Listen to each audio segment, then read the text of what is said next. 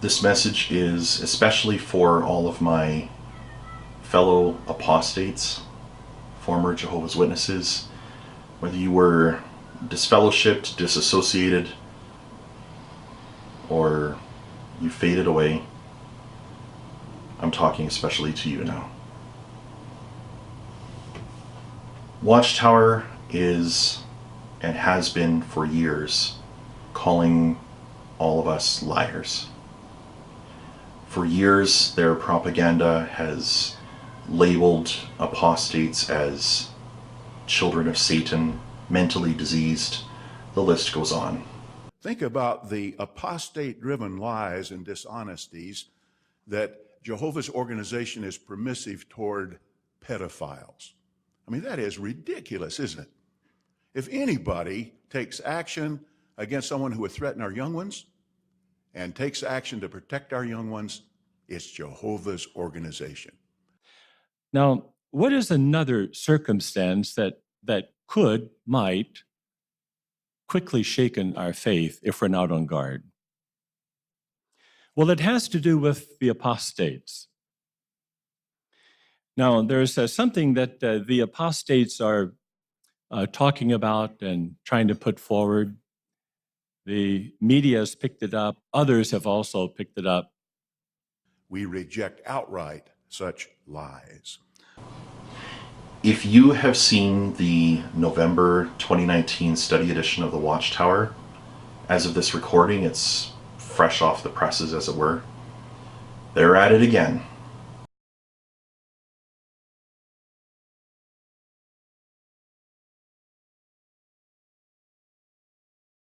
And they're using John chapter 8, verse 44, where Jesus is recorded as speaking to Pharisees and saying that you are from your father, the devil, and that one was a liar, etc., etc., etc. You might remember how it goes. But Jesus was talking to people that were specifically shown, at least according to biblically recorded writing, to be lying or basically trying to cover up their tracks wherever they could to appear a certain way before the people. And he called them out on it and said that, yes, like Satan the devil, you are lying. Well, now, Watchtower, an organization that is so well known for misquotes, lies, propaganda that bends truth or just outright really doesn't tell the truth.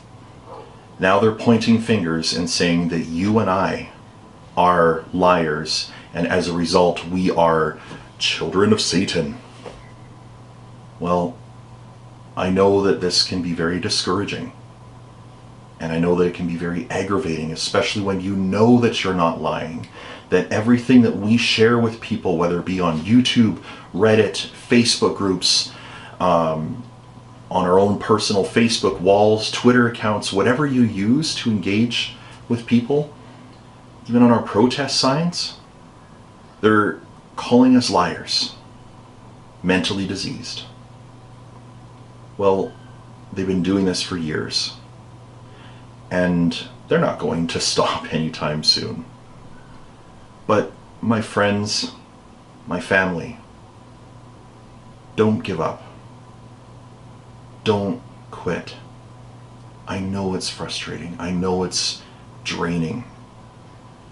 But what you are doing for ones that are in the organization, if you're helping them wake up, or people that are looking at the collective and saying, oh, hey, like their message sounds really good.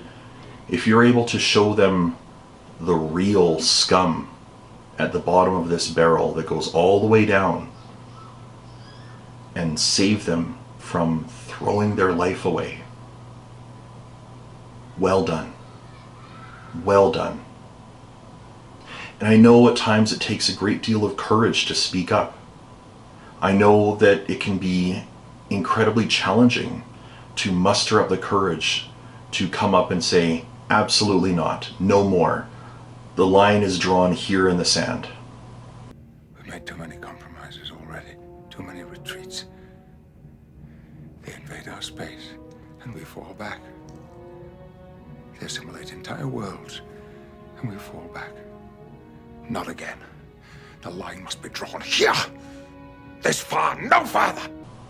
If you are watching this video and you are living the Pimo life, that doesn't take away from you at all either.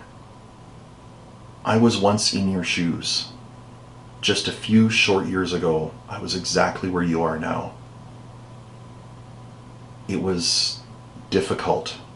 It was a challenge to go to those meetings week after week and sit there and pretend to be content or happy sitting in that chair. Well, you are a courageous soul, and you too have my love and my respect.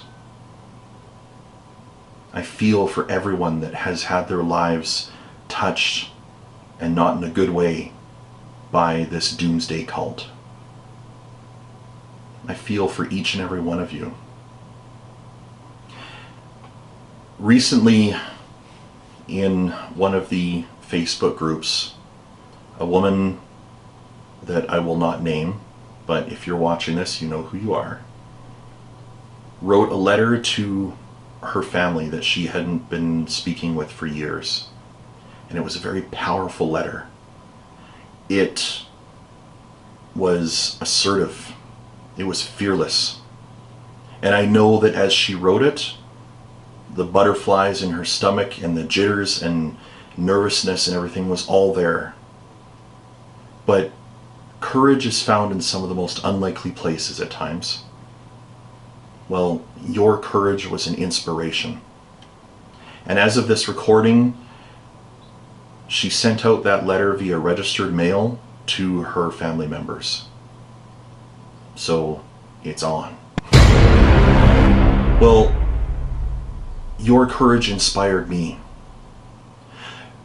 Other YouTubers that have channels that have been around for a few years, that I only just discovered this year, you have all been a source of inspiration and encouragement and comfort to me. Earlier this year, I knew that I was not willing to go back ever again. But there were some times where I started to wonder, that programming is still there. But watching these videos and listening to podcasts, it helped me to reassure myself, yes, I've made the right choice in not being a part of it. And for all of you, like the hours that you've spent recording and editing and publishing and curating your message and sharing it in a way that it can reach as many people as possible, thank you so much. Your efforts are not and have not been in vain. They will never be in vain. And if you're feeling like, well, what's the point? It's not getting anywhere. I want to share a little experience with you.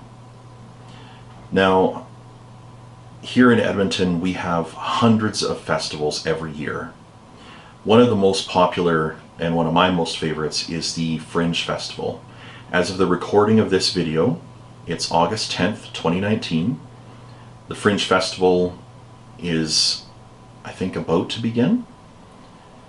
There was a play that was originally going to be part of the lineup. It's actually in the printed literature for the festival.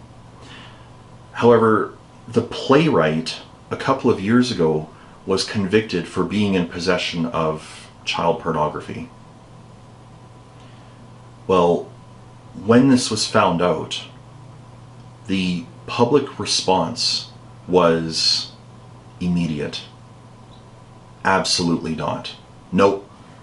No interest in going to a play at the Fringe Festival that was written by this man. And you know what? That's fair. That's absolutely fair. Now, in fairness to the Fringe Festival, their policy of people that want to have a play is that they don't vet the background of the people that submit a work that they want to perform. They have a sort of an all-inclusive kind of policy. Well, the public response to this play changed their minds about including it in the Fringe, it was pulled.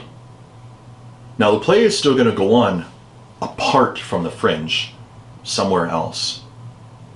But do you see what the public speaking out did? It changed the mind of the festival, even though they had already printed it in their program. That play is not going to be performed at the festival now. Well, think about that. Relatively speaking, as far as like scale goes, that's smaller. It's one play in one festival in 1 year. But action was taken, and it was heard, and it caused change. Well, all over the world, you're taking action. You're speaking up. Convention protests, YouTube channels, Reddit channels, Facebook groups. It makes a difference. It really, really does. So don't give up. Don't give in to despair. Don't give in to Watchtower labeling you as a child of Satan or mentally diseased and so on. They're afraid. And they should be. They're afraid because in an information age, you can't hide from the truth. You can't hide from information. And there's lots of it. So keep it up. Shout it out loud. Keep it up at the protests, in the Facebook groups, online, in whatever way you feel comfortable with. If you're living the Pimo life and you can't be as public about what you're saying, that's fine. Do what you need to. I still consider you a member of my apostate family. So, I love you all. Thank you so much for what you have done in the past, what you continue to do.